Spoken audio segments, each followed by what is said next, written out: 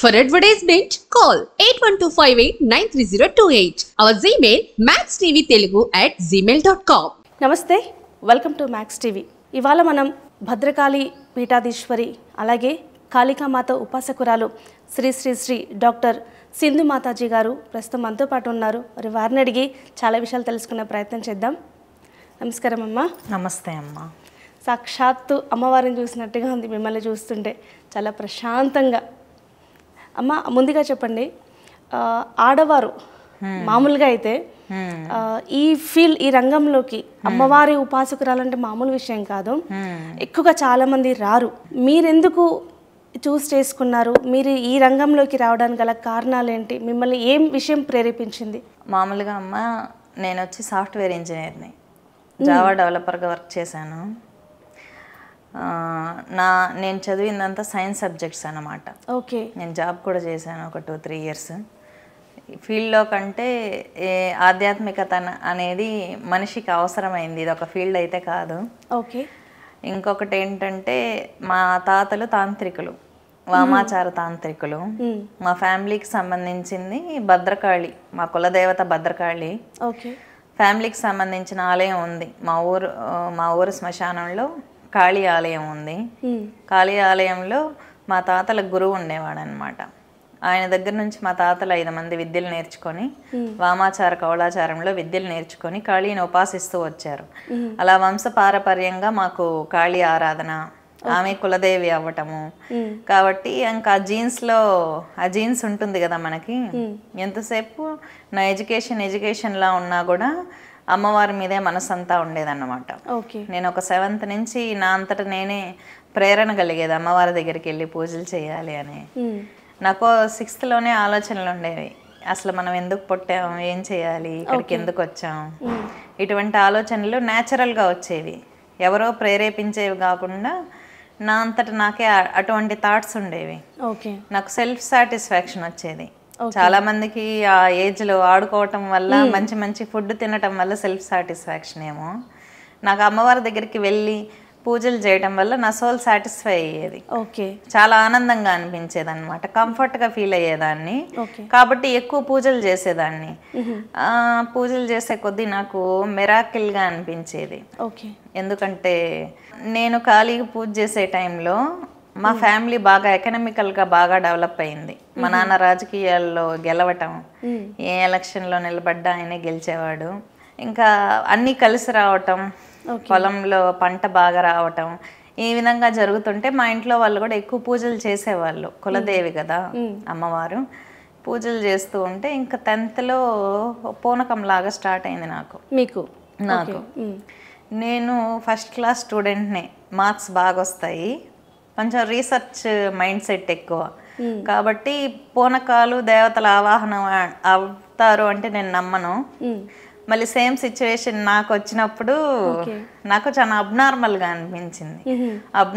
అనిపించి సరే దీని మీద రీసెర్చ్ చేద్దాం, అసలు ఎందుకు వస్తుంది, అసలు ఇలాంటి వైబ్రేషన్ అంటే మన బాడీని ఎవరో ఆక్యుపై చేసుకొని మూమెంట్ ఇవ్వటం ఏంటి, ఇదంతా నాకు చాలా వింతగా అనిపించింది. ఎందుకంటే ఏదైనా ఫేస్ చేస్తే తెలుస్తుంది మనిషికి. సరే నేను రీసెర్చ్ చేశాను. తర్వాత అథర్వణ వేదంలో పురాణ గ్రంథాలు, యోగుల జీవితాలు రీసెర్చ్ చేసినప్పుడు కుండలిని అనేది అసాధారణ స్థితిలో యాక్టివేట్ అయినప్పుడు ఇవి అష్టసిద్ధుల్లో మహిమా సిద్ధి కిందకు వస్తుంది. దేవత ఆవాహన అనేది పురాతన గ్రంథాల్లో ఉంది. అష్టసిద్ధుల్లో మహిమా సిద్ధి కింద దేవతల ఆవాహన అవడం అనేది, యోగినీలు యక్షిణీలు మనిషి ఆరాలో ఆవాహన అవుతారు, ప్రేతాత్మలు మనిషి శరీరాన్ని ఆవహిస్తాయి, పరదేవతలు ఆపోజిట్లో దర్శనం ఇస్తారన్నమాట. అథర్వణ వేదంలో ఉంది ఈ విషయం. ఓకే, దీనికి శాస్త్ర ప్రమాణం ఉంది. కాకపోతే అథర్వణ వేదం చదివి ఎక్స్ప్లెనేషన్ ఇచ్చే వాళ్ళు లేకపోవటం వల్ల ఈ విధమైన స్థితి ఉందా. ఓకే, అయితే ఈ పూనకాల్లో నిజమేంటంటే దేవతే వచ్చేయటం కాదు, మన శరీరంలో ఉన్న దివ్యశక్తి అసాధారణ స్థాయిలో ఇప్పుడు ఒక పెద్ద ట్రాన్స్ఫార్మర్ ఉందనుకోండి, అక్కడికి వెళ్ళి చేయబడితే ఏమవుతుంది, కరెంట్ పాస్ అవుతుంది కదా. కరెంట్ పాస్ అవుతున్నప్పుడు వైబ్రేషన్ ఎలా వస్తుందో దేవతలకి పూజలు చేసినప్పుడు కూడా ఆ పరాదేవి ఎప్పుడైతే అక్కడికి ఆవాహన అవుతుందో ప్రతిష్టలో, ఆ డ్రమ్స్ కొట్టినప్పుడు యాక్టివేట్ అవుతుంది మన కుండలిని. ఓకే. కొన్ని రకాల పద్ధతుల ద్వారా దివ్యశక్తులు ఆవాహన అవుతాయి. గ్రామ దేవతలు ఆవాహన అవుతారు, యోగినీలు ఆవాహన అవుతారు.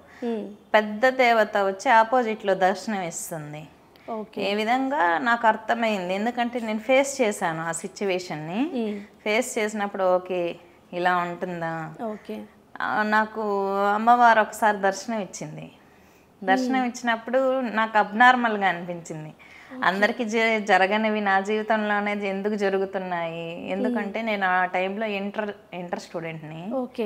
18 చేతులతో ఒక తెల్లని వెలుగులాగా గాల్లో జుట్టు ఎగురుతుంది అమ్మవారిది, నాలుకలో రక్తం కారుతూ ఉగ్ర రూపంలో దర్శనం ఇచ్చింది.